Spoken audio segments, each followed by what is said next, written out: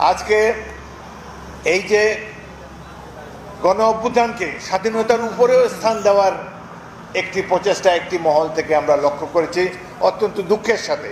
স্বাধীনতা যুদ্ধের সাথে, স্বাধীনতা সংগ্রামের সাথে কোনো কিছুই তুলনা করতে পারি না আমরা। সবার উপরে ৭১ মহান মুক্তিযুদ্ধ চিরকাল এইভাবেই থাকবে।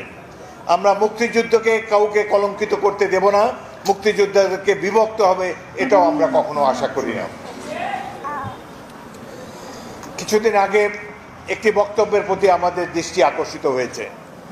জামাতে ইসলামের পক্ষ থেকে বলা হয়েছে যে এদেশে দেশপ্রেমিক হলো শুধুমাত্র সামরিক বাহিনী এবং জামাতে ইসলামী।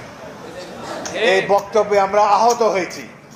বাংলাদেশ সেনাবাহিনী মুক্তিযুদ্ধে অংশগ্রহণ করেছে, মুক্তিযুদ্ধের মধ্যে দিয়ে গড়ে ওঠা একটি বাহিনী, পিপলস বাহিনী, জনগণের বাহিনী হয়ে ৯ মাস যুদ্ধ করে দেশকে স্বাধীন করেছে এবং এই বাহিনী গড়ে তুলেছেন মেজর জিয়াউর রহমানের নেতৃত্বে তৎকালীন ইস্ট বেঙ্গল রেজিমেন্ট এবং ইপিআর এর সৈনিক অফিসাররা।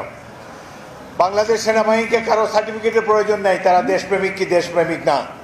তাদের অতীত ভূমিকা, ৭১-এর ভূমিকা, বর্তমান ভূমিকা, প্রত্যেকটি ভূমিকা সাক্ষ্য দেয় তারা সব সময় জনগণের পাশে ছিল, ভবিষ্যতেও জনগণের পাশে থাকবে।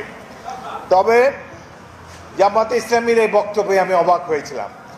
আমরা ভেবেছিলাম এখন একটা সুযোগ এসেছে, এই সুযোগে বোধহয় তারা ৭১-এর ভূমিকার জন্য জনগণের কাছে ক্ষমা প্রার্থনা করবে। সেটি না করে তারা ৭১-এ তাদের ভূমিকাকে জাস্টিফাই করার চেষ্টা করছে এবং এখন দেশপ্রেমিক হিসেবে আবির্ভূত হয়েছে।